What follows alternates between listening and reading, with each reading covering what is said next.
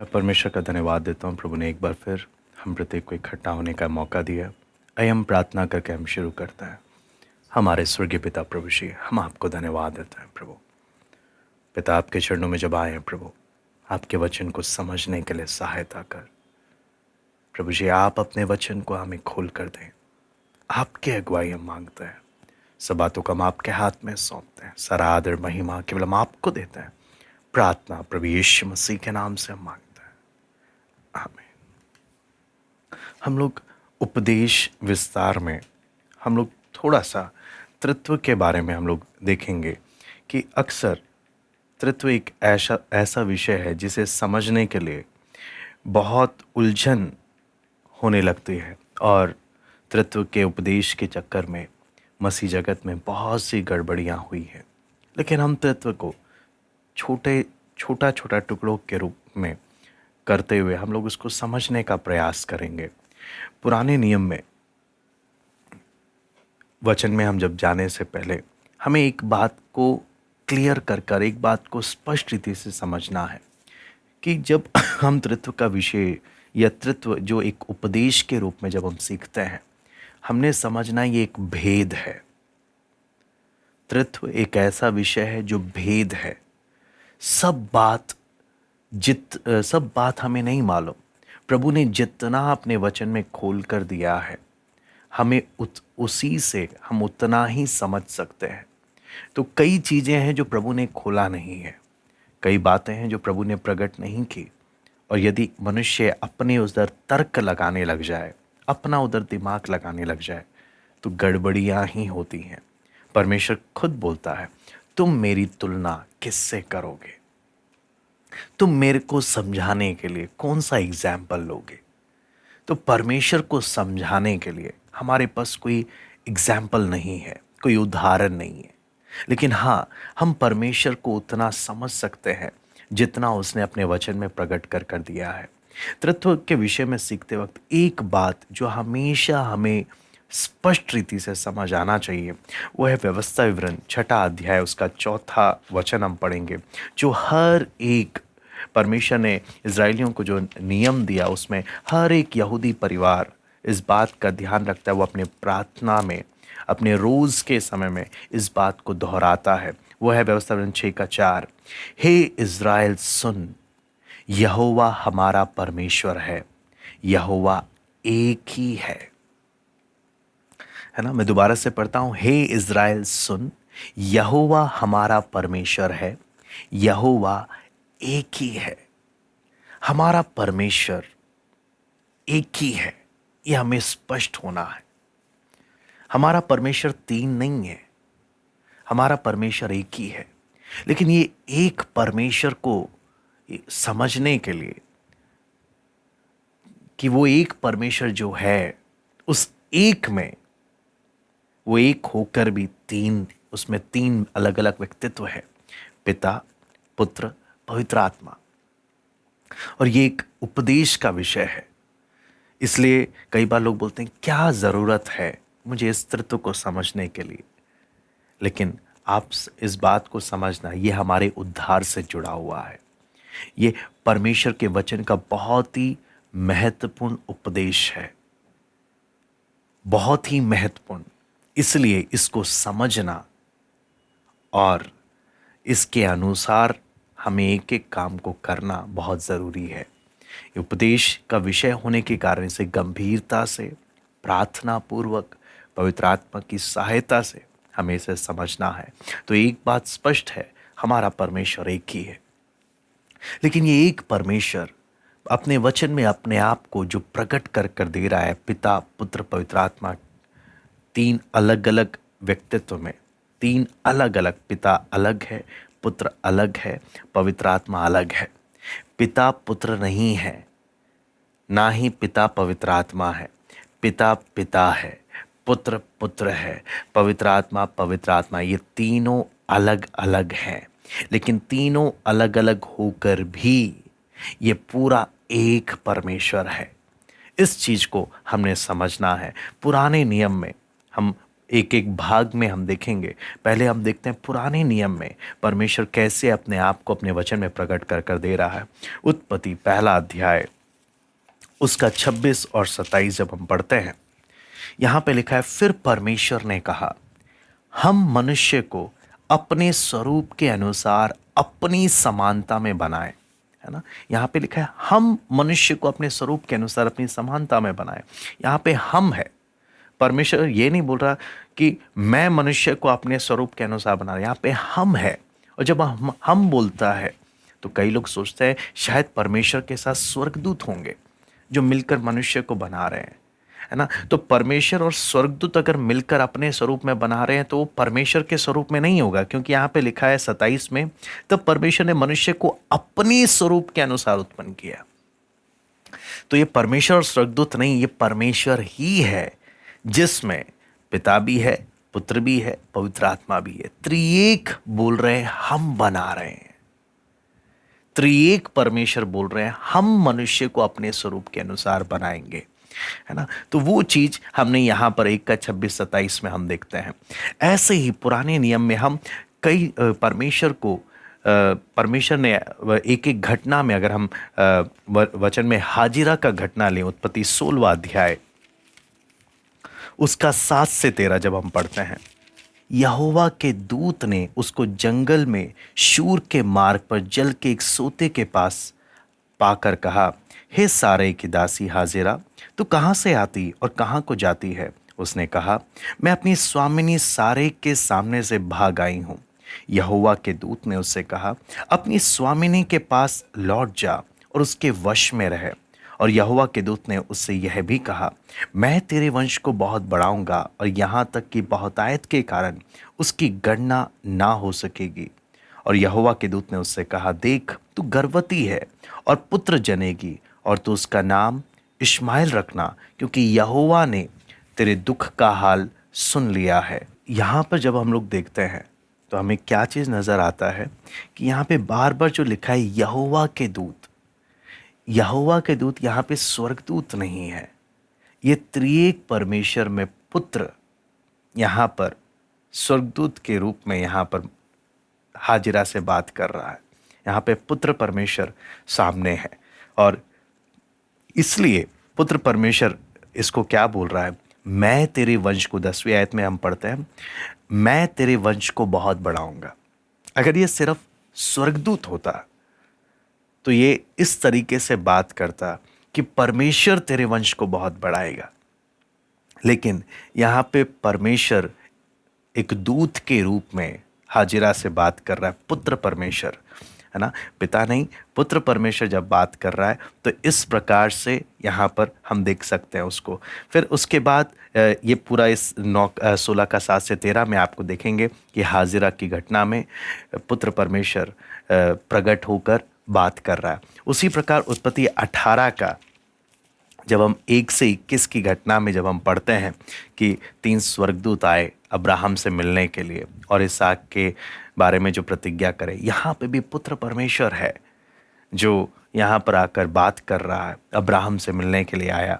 ऐसी उत्पत्ति 19वां अध्याय में जब हम बढ़ते हैं 1 से लेकर 28 में, है ना, सदोम की दुष्टता और किस प्रकार उसका विनाश होता है, तो वहाँ पर भी पुत्र परमेश्वर लूत को निकाल रहा है। उसका 21 में भी हम जब पढ़ते हैं तो पुत्र परमेश्वर क्या बोल रहा है, देख मैंने इस विषय में भी तेरी विनती स्वीकार की है कि जिस नगर की तूने चर्चा की उसको मैं नष्ट ना करूंगा। स्वर्गदूत नहीं है यहाँ पे परमेश्वर स्वयं है, लेकिन देह धारण कर कर बात कर रहा। फिर इसलिए जब हमने हाजिरा के केस में भी देखा, हाजिरा के में भी हाजिरा खुद इस बात की गवाही देती है 13वां आयत में, 7 से 13 में, 13वीं आयत में, तब उसने यहोवा का नाम जिसने उससे बातें की, यहोवा का नाम जिसने उससे बातें की थी, अता एल रोई रखकर कहा, क्या मैं यहाँ भी उसको जाते हुए देखने पाई और देखने के बाद भी जीवित रही। है ना, परमेश्वर, ये सिर्फ एक दूत नहीं है, परमेश्वर बात कर रहा है। ऐसी जब हम अगली घटना में जब हम बात करते हैं अब्राहम के में भी यीशु मसीह है, परमेश्वर पिता पुत्र है, तो कई बार लोग सोचते हैं कि परमेश्वर ने सिर्फ 2000 साल पहले ही देह धारण किया था यीशु मसीह के रूप में, नहीं। लेकिन हम अगर इतिहास में देखें, समय समय पर अलग अलग घटनाओं में परमेश्वर मनुष्य से क्या कर रहा है, बात कर रहा है, मनुष्य के पास आ रहा है। लेकिन 2000 साल पहले जब कुंवारी के द्वारा जन्म ले रहा है, उसका उद्देश्य ही सबसे महत्वपूर्ण था, मनुष्य के उद्धार के लिए। वो एक सबसे महत्वपूर्ण विषय था। लेकिन उससे पहले भी परमेश्वर कई बार बिना जन्म लिए सीधा देह धारण कर कर आ रहा है और मनुष्य से बात कर रहा है ना। और ऐसी ही अगर आप अगला घटना जब देखेंगे, 32वां उत्पत्ति 32वें अध्याय में जब हम आते हैं, उसका 24 से 30 अगर आप पढ़ेंगे, याकूब के साथ जो मल्लयुद्ध हो रहा है, यहाँ पर भी कौन है, पुत्र परमेश्वर बात कर रहा है। और इसके बारे में यहाँ पर साफ साफ अगर आप देखेंगे 30वीं आयत में याकूब खुद इस बात को कहता है, तब याकूब ने यह कहकर उस स्थान का नाम पनीएल रखा, परमेश्वर को आमने सामने देखने पर भी मेरा प्राण बच गया है ना। परमेश्वर को आमने सामने, कौन, पुत्र परमेश्वर देह धारण कर कर मनुष्य के साथ क्या कर रहा है, बात कर रहा है। तो हमने देखा हाजिरा के समय में भी पुत्र परमेश्वर दिखाई दे रहा है, क्या बोलते हैं, अब्राहम से मिलने के लिए भी, लूत की घटना में भी, उसके बाद हम याकूब के साथ कुश्ती लड़ने के इस विषय में भी हम देख रहे हैं कैसे परमेश्वर देह धारण होकर मनुष्य से क्या कर रहा है, बात कर रहा है। ऐसे ही हम यशाया 48 का 16 जब हम पढ़ते हैं, वहाँ पे इस बहुत ही स्पष्ट रीति से त्रिएक परमेश्वर हमें दिखाई देता है। यशाया 48 का 16, यहाँ पर आप देखेंगे तो इधर मेरे निकट आकर इस बात को सुनो, मसीहा खुद पुत्र परमेश्वर बात कर रहा है, आदि से लेकर अब तक मैंने कोई भी बात गुप्त में नहीं कही, जब से वो हुआ तब से मैं वहां हूं। कौन, पुत्र परमेश्वर बोल रहा है, जब से हुआ, आदि से मैं उस हर एक बात का गवाह हूं। और अब प्रभु यहोवा ने और उसकी आत्मा ने मुझे भेज दिया। पिता भी अलग दिखाई दे रहा है, पवित्र आत्मा भी अलग दिखाई दे रहा है, और पुत्र बात कर रहा है बहुत ही स्पष्ट रीति से। पुराने नियम में भी त्रिएक परमेश्वर है ना। हम उत्पत्ति की घटना में सृष्टि मनुष्य को बनाते वक्त हम देख रहे हैं कैसे त्रिएक परमेश्वर काम कर रहा है। और उसके बाद हम अगर भाषा की गड़बड़ी, उत्पत्ति अगर आप उस घटना को भी अगर हम देख लें, है ना, तो उत्पत्ति 11वें अध्याय में जब आते हैं तो वहाँ पे भी परमेश्वर क्या बोलता है, 6 और 7 में जब हम पढ़ते हैं, 5 से लेकर, तो लिखा है, जब लोग नगर और गुम्मट बनाने लगे तब उन्हें देखने के लिए यहोवा उतर आया। यहोवा ने कहा, मैं क्या देखता हूँ, ये सब एक ही दल के हैं और भाषा भी उन सब की एक ही है। और उन्होंने ऐसा ही काम भी आरंभ किया, और अब जो कुछ वे करने का यत्न करेंगे उसमें से कुछ भी उनके लिए अनहोना ना होगा। इसलिए आओ हम उतर के उनकी भाषा में गड़बड़ी डालें कि वे एक दूसरे की बोली ना समझ सके। इस प्रकार यहोवा ने उनको वहां से सारी पृथ्वी के ऊपर फैला दिया। तो यहाँ पर भी हम देखते हैं त्रिएक परमेश्वर मिलके काम कर रहे हैं, पिता, पुत्र, पवित्र आत्मा। अगर हम पूरा एक एक घटना को वचन में अगर हम खोल कर एक एक घटना को देखें, त्रिएक परमेश्वर हर जगह एक साथ मिलकर काम कर रहे हैं। ध्यान रखना, पिता पुत्र नहीं है, पुत्र पिता नहीं है, पिता अलग है, पुत्र अलग है, पवित्र आत्मा अलग है। ये तीन अलग अलग होकर भी एक परमेश्वर है। तीन अलग अलग होकर भी एक परमेश्वर, तीन अलग अलग है ना। और वो तीनों हम वचन स्पष्ट रीति से दिखाता है और इस बात को स्पष्ट करता है। यशाया 61 का 1 भी मैं पढ़ना चाहूंगा। यशाया 61 का 1, प्रभु यहोवा का आत्मा मुझ पर है, क्योंकि यहोवा ने सुसमाचार सुनाने के लिए मेरा अभिषेक किया और मुझे इसलिए भेजा कि खेदित मन के लोगों को शांति दूं, कि बंदियों के लिए स्वतंत्रता का और कैदियों के लिए छुटकारे का प्रचार करूं। यहाँ पर भी देखें मसीहा यानी पुत्र परमेश्वर क्या बोल रहा है, प्रभु यहोवा का आत्मा मुझ पर है। पवित्र आत्मा के बारे में बात हो रही है, पुत्र पवित्र आत्मा के विषय में बात करता है। फिर बोलता है कि यहोवा ने सुसमाचार सुनाने के लिए मेरा अभिषेक किया, पिता भेज रहा है। तो पिता, पुत्र, पवित्र आत्मा, त्रिएक यहां पर भी हम देख सकते हैं। 63 का 9 और 10, ये शायद 63 का 9 और 10 भी जब हम पढ़ते हैं, लिखा है उनके सारे संकट में उसने भी कष्ट उठाया और उसके सम्मुख रहने वाले दूत ने उनका उद्धार किया। यहाँ पे दूत, मैं आपको बार बार कह रहा हूँ, मसीहा के बारे में, पुत्र परमेश्वर के बारे में। प्रेम और कोमलता से उसने आप ही उनको छुड़ाया और उसने उन्हें उठाया और प्राचीन काल से सदा उन्हें लिए फिरा। तो भी उन्होंने बलवा किया और उसके पवित्र आत्मा को खेदित किया, है ना। पर पिता भी दिख रहा है, पुत्र भी दिख रहा है, पवित्र आत्मा भी दिख रहा है ना। तो ये चीज हम यहां पर भी हम देख सकते हैं। ऐसे ही हम जकरिया में भी, जकरिया 12 का 10 जब हम पढ़ते हैं, जकरिया 12 का 10, यहां पे लिखा है, मैं दाऊद के घराने और यरूशलेम के निवासियों पर अपनी अनुग्रह करने वाली और प्रार्थना सिखाने वाली आत्मा उंडेलूंगा, तब वे मुझे ताकेंगे, है ना। फर्स्ट पर्सन परमेश्वर, वे मुझे ताकेंगे, अर्थात, है ना, जिसे उन्होंने भेदा है।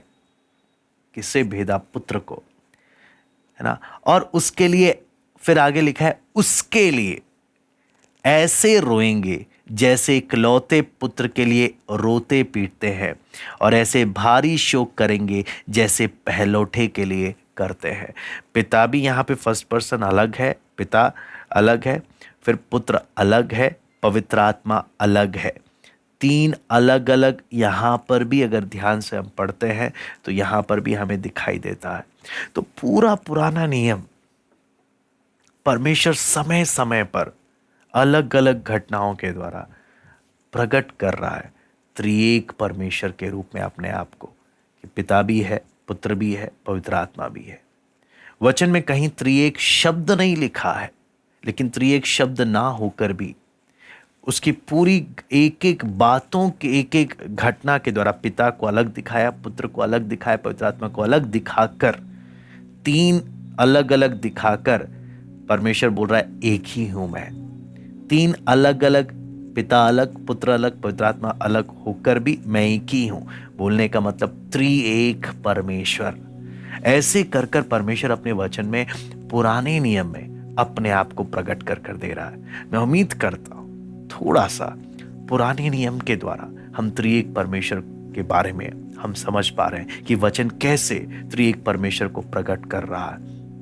और तीनों बराबर है, तीनों अनंतकालीन है ना। तीनों हर तरीके से एक समान है और 3 होकर भी वो एक ही परमेश्वर है। ये बात हम वचन में त्रिएक परमेश्वर के बारे में हम देखते हैं। हम प्रार्थना करते हैं, हमारे स्वर्गीय पिता प्रभु जी, हम आपको धन्यवाद देते हैं प्रभु, आपके वचन से प्रभु त्रिएक परमेश्वर के इस विषय को प्रभु आप सीखने का अवसर हमें दे रहे हैं प्रभु, समझने के लिए सहायता कर प्रभु। त्रिएक एक भेद का विषय है प्रभु, जितना आपने वचन में प्रकट किया है उसे समझने के लिए सहायता कर। धन्यवाद देते हैं आज की संगति के लिए, सरादर महिमा केवल हम आपको देते हैं। प्रार्थना प्रभु यीशु मसीह के नाम से।